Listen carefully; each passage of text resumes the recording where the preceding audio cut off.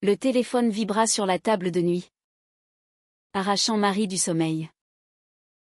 Elle cligna des yeux, attrapa l'appareil et lut le message: Sophie est à l'hôpital. Accident grave. Son cœur s'emballa. Et en un instant, elle fut dehors, courant vers sa voiture sous la pluie battante de Paris. Arrivée aux urgences de l'hôpital Cochin, elle trouva Sophie allongée, pâle et bandée, mais vivante. C'est fini entre nous, murmura Sophie d'une voix faible, les yeux emplis de larmes. Je t'ai trompé avec une autre. Marie sentit le monde s'effondrer autour d'elle, ses jambes flageolantes alors qu'elle s'efforçait de comprendre comment leur amour, si pur et intense, pouvait se briser ainsi en une nuit. Marie avait rencontré Sophie 3 ans plus tôt, lors d'une exposition d'art contemporain au Centre Pompidou. Elle, une jeune avocate de 28 ans issue d'une famille bourgeoise conservatrice de la banlieue ouest de Paris, cherchait une échappatoire à la pression constante de ses parents pour qu'elle se marie et fonde une famille normale. Sophie, 30 ans, graphiste indépendante originaire de Marseille, vivait ouvertement sa sexualité, avec une assurance qui avait immédiatement captivé Marie. Leur première conversation avait duré des heures, passant des toiles abstraites aux rêves personnels. Et ce soir-là, un baiser volé sous les lumières de la ville avait scellé leur destin. Mais dès le début, les ombres planaient. La famille de Marie, des catholiques pratiquants, n'aurait jamais accepté une relation lesbienne. Son père, un haut fonctionnaire à la retraite, parlait souvent de valeurs traditionnelles lors des dîners dominicaux. Et sa mère, une femme au foyer dévouée, rêvait d'un gendre idéal. Marie avait toujours caché Sophie, prétextant des amitiés ou des sorties professionnelles. Sophie, au contraire, poussait pour plus de transparence. On ne peut pas vivre dans le mensonge éternellement, disait-elle souvent, ses yeux noirs brillant de détermination. Marie, terrifiée par les conséquences perte de l'héritage familial, rejet social tergiversait, promettant que le moment viendrait. L'accident avait tout précipité. Sophie rentrait d'une soirée avec des amis quand un chauffeur ivre l'avait percutée. Allongée sur son lit d'hôpital, elle avoua tout, l'infidélité n'était pas un caprice, mais une tentative désespérée de forcer Marie à affronter la réalité. J'ai rencontré quelqu'un qui vit ouvertement, qui n'a pas peur, expliqua Sophie, la voix tremblante. Je pensais que ça te réveillerait, que tu choisirais enfin. Marie, anéantie, quitta la chambre en larmes, ignorant les appels des infirmières. De retour chez elle, dans son appartement haussmannien du Marais, elle s'effondra sur le sol, revivant chaque moment partagé, les promenades le long de la Seine, les nuits d'amour chuchotées, les promesses murmurées. Le lendemain, Marie affronta sa famille. Lors du déjeuner dominical chez ses parents à Neuilly-sur-Seine, elle lâcha la bombe: je suis lesbienne, et j'aime Sophie. Le silence fut assourdissant. Son père posa sa fourchette, le visage rouge de colère. C'est une phase, une folie moderne influencée par ces médias libéraux, tonna-t-il. Sa mère pleura, invoquant la Bible et le qu'en dira-t-on des voisins. Marie, les poings serrés, défendit son amour. Mais les mots se bousculaient, chargés d'années de répression. Vous m'avez élevée à être honnête, mais vous me forcez à mentir sur qui je suis, cria-t-elle. La dispute escalada, aboutissant à un ultimatum, renonce à Sophie ou quitte la famille. De son côté, Sophie luttait contre la douleur physique et émotionnelle. Ses amis, un cercle d'artistes queer de Montmartre, la soutenaient, mais elle regrettait son choix impulsif. J'ai voulu la pousser, mais je l'ai brisée, confia-t-elle à sa meilleure amie. Léa. Léa. Une photographe militante, secoua la tête. L'amour vrai ne se force pas avec des jeux. Tu as risqué de tout perdre. Sophie savait qu'elle avait raison, son acte de trahison était né de la frustration. Damnée à se sentir cachée comme un secret honteux. Mais maintenant, avec Marie partie, elle se demandait si le prix en valait la peine. Marie, isolée, erra dans les rues de Paris. Elle passa devant Notre-Dame, reconstruite après l'incendie. Symbole de résilience, et se promit de l'être aussi. Mais le doute la rongeait, avait-elle le courage de tout reconstruire sans sa famille? Et Sophie? Pouvait-elle lui pardonner? Les jours suivants furent un tourbillon de réflexions. Elle consulta une thérapeute spécialisée dans les questions LGBTQ+, qui l'encouragea à explorer ses peurs profondes. Votre identité n'est pas une choix. Mais vos actions le sont, dit la thérapeute. Marie commença à questionner ses priorités, l'approbation familiale valait-elle le sacrifice de son bonheur? Pendant ce temps, Sophie sortit de l'hôpital, boitant encore. Elle tenta d'appeler Marie, mais les messages restaient sans réponse. La culpabilité la consumait, elle avait trahi la confiance pour forcer un changement. Mais à quel coût? Ses nuits étaient hantées par des souvenirs, le rire de Marie dans un bistrot, leurs mains entrelacées sous la table. Elle décida de se confronter à elle-même, rejoignant un groupe de soutien pour couples en crise. Là, elle apprit que l'honnêteté brutale pouvait guérir ou détruire. À la fin de cette première phase, Marie reçut un appel inattendu de son frère aîné, Julien, le seul membre de la famille ouvert d'esprit. Papa et maman sont choqués. Mais je te soutiens, dit-il. Cela alluma une étincelle d'espoir. Peut-être que tout n'était pas perdu. Mais alors qu'elle raccrochait, un nouveau message de Sophie apparut, on doit parler. Le cœur battant, Marie se prépara à l'affrontement. Marie accepta la rencontre, choisissant un café discret près du jardin du Luxembourg. Sophie arriva en premier, s'asseyant nerveusement, sa canne posée contre la table. Quand Marie entra, leurs regards se croisèrent, chargés d'une intensité électrique.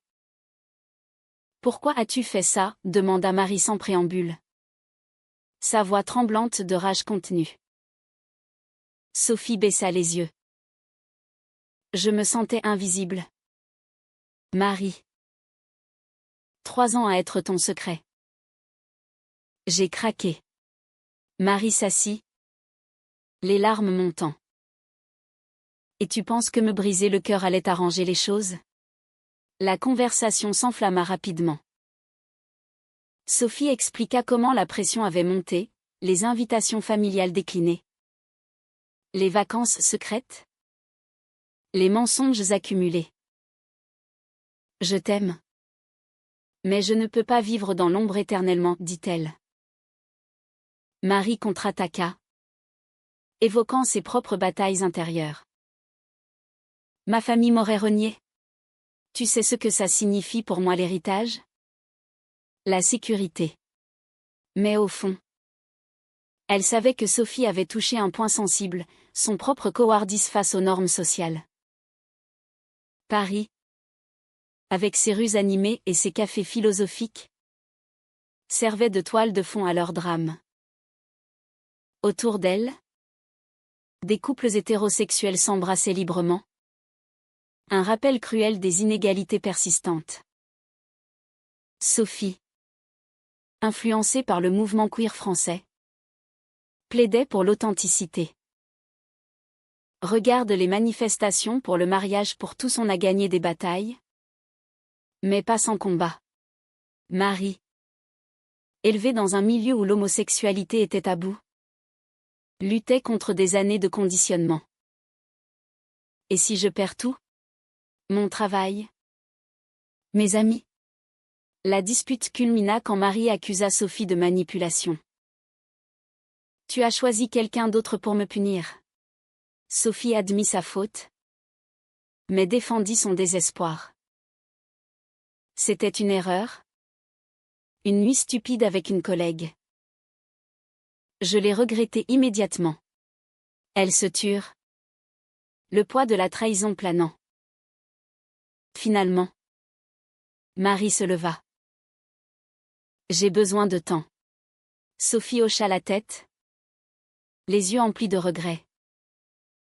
De retour au travail, Marie, avocate dans un cabinet prestigieux du quartier des affaires, se concentra sur un dossier complexe impliquant des droits LGBTQ+. Ironie du sort, elle défendait une femme discriminée pour son orientation. Cela raviva ses doutes, comment pouvait-elle lutter pour les autres tout en se cachant? Son patron, un homme progressiste, remarqua son trouble. Tout va bien. Marie. Elle confia une partie de son histoire, et il l'encouragea. La vérité libère. Même si elle coûte cher. Pendant ce temps, Sophie affronta sa propre famille. Ses parents, à Marseille, étaient plus ouverts, mais inquiets pour elle. Tu mérites quelqu'un qui t'assume pleinement, dit sa mère lors d'un appel vidéo. Sophie, touchée, réalisa que sa trahison n'était pas seulement contre Marie, mais contre elle-même. Elle décida de s'excuser publiquement, postant sur les réseaux sociaux une réflexion sur l'importance de l'honnêteté dans les relations queer, sans nommer Marie. Les jours suivants, Marie reçut des messages de soutien de collègues inattendus. Une associée lesbienne, qu'elle n'avait jamais soupçonnée, l'invita à un événement de networking LGBTQ+. Là, Marie rencontra d'autres femmes ayant traversé des épreuves similaires, rejet familial, pression sociétale. J'ai perdu mes parents pendant des années, mais j'ai gagné ma liberté, partagea l'une d'elles. Cela planta une graine de résolution en Marie. Mais le conflit s'intensifia quand les parents de Marie apprirent pour la trahison via Julien, qui avait ouvert d'une conversation. Ils appelèrent Marie, exigeant qu'elle rompe définitivement. Cette femme t'a humiliée. Reviens à la raison, implora sa mère. Marie, furieuse, défendit Sophie malgré la douleur. C'est à cause de vous que tout ça est arrivé. Vos préjugés nous ont forcés à mentir. La ligne se coupa sur des cris. Sophie, de son côté, luttait contre la tentation de contacter l'autre femme impliquée, pour clore ce chapitre. Mais elle choisit la maturité, se focalisant sur sa guérison physique et émotionnelle. Une séance de yoga à Montparnasse l'aida à recentrer ses pensées. J'ai payé cher mon impatience, se dit-elle. La tension monta quand Marie découvrit le post de Sophie en ligne. Blessée mais intriguée, elle le lut, y voyant un appel indirect.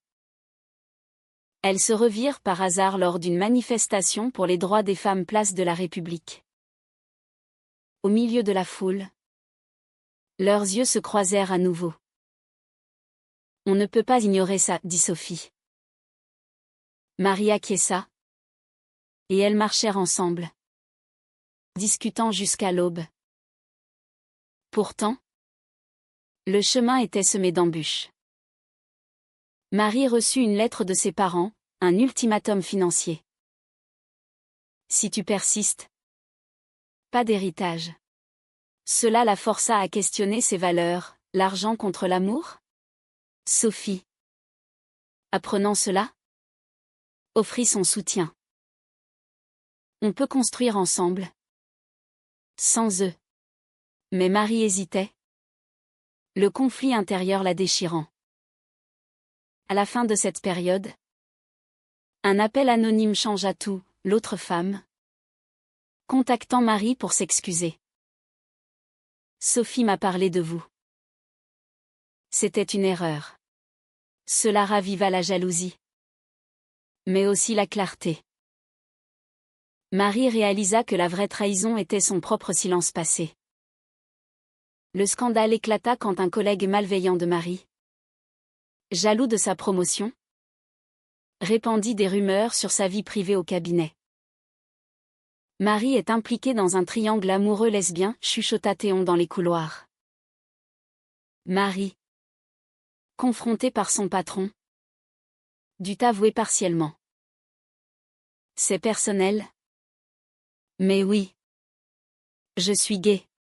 À sa surprise, le cabinet, engagé dans la diversité, la soutint. Mais le dommage était fait, des clients conservateurs menacèrent de partir. Cela amplifia ses doutes moraux. Était-il éthique de cacher son identité pour avancer professionnellement? Sophie, apprenant la nouvelle, l'appela immédiatement. Viens chez moi. On en parle. Marie accepta. Et pour la première fois depuis l'accident, elles passèrent la nuit à discuter. Sans toucher physique, mais avec une intimité émotionnelle profonde. J'ai trahi ta confiance. Et je le regrette chaque jour, admit Sophie. Marie, les larmes aux yeux, confia ses peurs, j'ai peur de tout perdre. Mais te perdre toi est pire. Leur réconciliation fragile fut testée quand les parents de Marie organisèrent une intervention familiale. Invitée sous prétexte d'un dîner de réconciliation, Marie trouva un prêtre et un psychologue spécialisés dans les déviances. Nous voulons t'aider à guérir, dit son père. Marie explosa, guérir de quoi? D'aimer. Elle quitta la maison en claquant la porte, coupant les ponts définitivement. Le prix était élevé, solitude familiale, mais liberté naissante. Sophie, de son côté, affronta ses démons internes. Elle consulta un thérapeute, explorant pourquoi elle avait choisi la trahison comme catalyseur.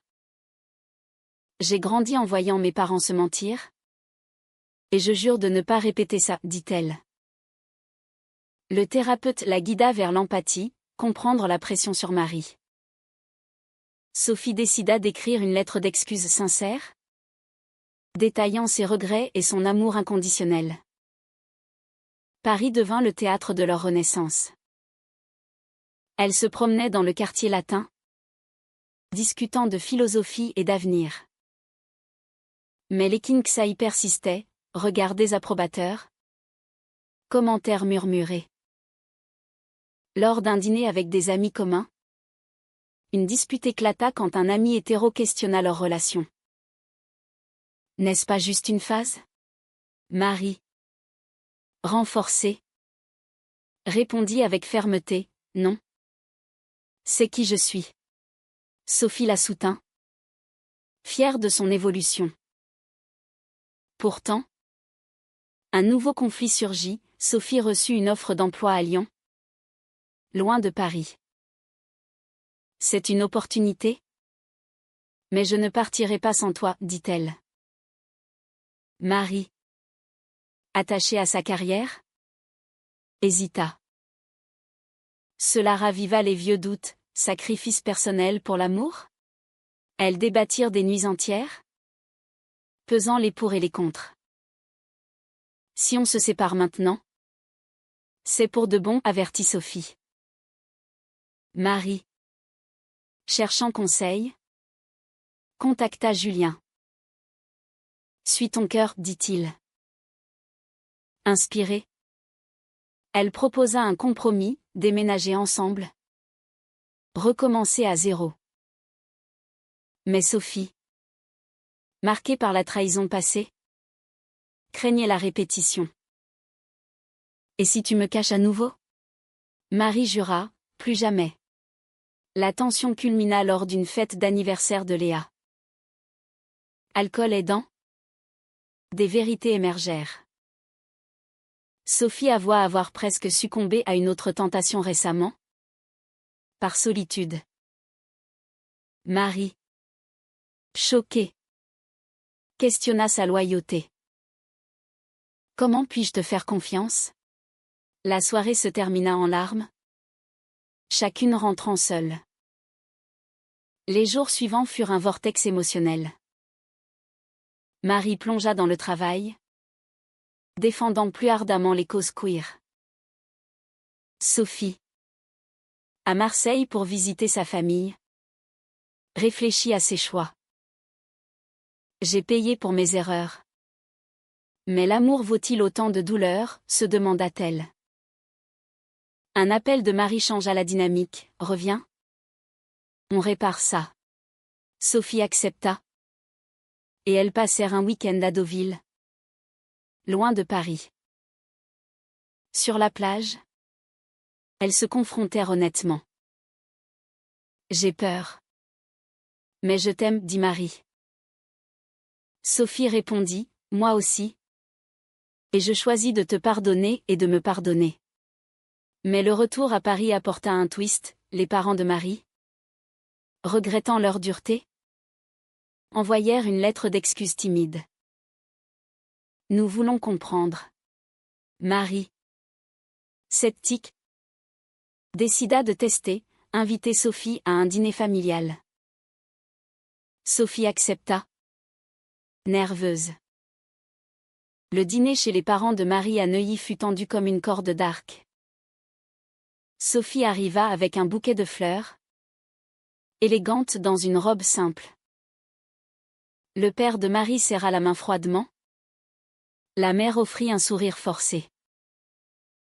Autour de la table, les conversations restèrent superficielles, météo, actualité. Puis, inévitablement, le sujet surgit. Comment vous êtes-vous rencontrés? Demanda la mère. Marie, tenant la main de Sophie sous la table, raconta leur histoire, omettant les détails intimes. La soirée bascula quand le père posa une question directe, et l'avenir? Des enfants? Sophie répondit calmement, peut-être. Via adoption ou PMA. L'amour n'a pas de genre. Le père fronça les sourcils, invoquant la tradition. La société n'est pas prête. Marie intervint, la société change. Papa. Et nous aussi. La dispute s'enflamma. Mais pour la première fois, des arguments rationnels émergèrent au lieu de cris. La mère, touchée par la sincérité de Sophie, pleura, je veux juste ton bonheur. Marie. Elles partirent sur une note d'espoir fragile. Dans la voiture, Sophie serra Marie. C'était dur, mais nécessaire. Marie acquiesça, sentant un poids s'alléger. Pourtant, les défis persistaient, au travail. Marie affronta un client homophobe qui refusa son dossier. Je ne veux pas d'une avocate comme vous. Elle tint bon, gagnant le respect de ses pairs. Sophie, inspirée, lança un projet artistique sur les relations queer cachées, exposant à une galerie de Belleville. L'ouverture attira une foule diverse, incluant des militants. Marie y assista, fière. Mais un critique conservateur publia une review acerbe, accusant l'œuvre de propagande. Cela raviva les insécurités de Sophie, et si ça affecte ma carrière? Leur relation évolua vers plus de profondeur. Elles cohabitèrent dans l'appartement de Marie, apprenant à naviguer les compromis quotidiens. Mais un nouveau conflit moral surgit, Sophie découvrit que Marie avait caché une promotion impliquant un voyage prolongé. Toujours des secrets, accusa-t-elle. Marie s'expliqua, j'avais peur que tu refuses Lyon pour moi. Elles résolurent cela par une communication ouverte, jurant transparence. Paris, avec ses saisons changeantes, miroirait leur parcours. L'automne apporta des vents froids, symbolisant les épreuves restantes. Marie reçut un appel de sa thérapeute, vous avez progressé. Mais le chemin est long. Elle partagea cela avec Sophie, renforçant leur lien. Puis, un betrayal inattendu, Léa, l'amie de Sophie, avoua avoir été elle autre femme. C'était moi. Et je regrette. Choquée, Marie confronta Sophie. Tu m'as menti sur son identité? Sophie admit, pour te protéger. La confiance ébranlée. Marie partit en colère, errant dans les rues nocturnes. Sophie, désespérée, la poursuivit. Elles se retrouvèrent au Pont des Arts, où elles avaient accroché un cadenas d'amour autrefois. Je t'ai caché pour éviter plus de douleur, expliqua Sophie. Marie, en larmes, questionna, où s'arrête le mensonge? Elles débattirent jusqu'au lever du soleil, décidant d'une pause pour réfléchir. Pendant cette séparation, Marie voyagea à Lyon pour explorer l'offre de Sophie. La ville, avec son dynamisme, l'attira. Peut-être un nouveau départ, pensa-t-elle.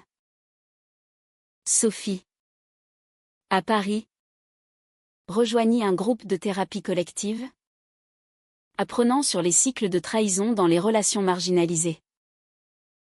Leur réunion fut émouvante. Marie revint avec une proposition, déménageons à Lyon ensemble. Sophie accepta. Mais avec condition, thérapie de couple. Elles commencèrent, explorant les racines de leur conflit pression sociétale, peurs internes. Mais un dernier twist, les parents de Marie, apprenant le déménagement, coupèrent les vivres définitivement. Choisis, nous ou elle. Marie choisit Sophie, payant le prix de l'indépendance financière. C'est libérateur, dit-elle. À Lyon, leur nouvelle vie commença avec optimisme. Sophie intégra son poste. Marie trouva un cabinet progressiste. Elles adoptèrent un chat, symbole de leur foyer naissant. Mais les échos du passé persistaient, appels manqués des parents, doutes nocturnes. Avons-nous fait le bon choix, se demanda Marie lors d'une promenade le long du Rhône. Leur relation s'approfondit, avec des discussions sur le mariage. Malgré les lois. C'est symbolique, dit Sophie. Elles planifièrent une cérémonie intime, invitant amis et Julien. La mère de Marie envoya un message, je pense à toi. Un signe de dégel?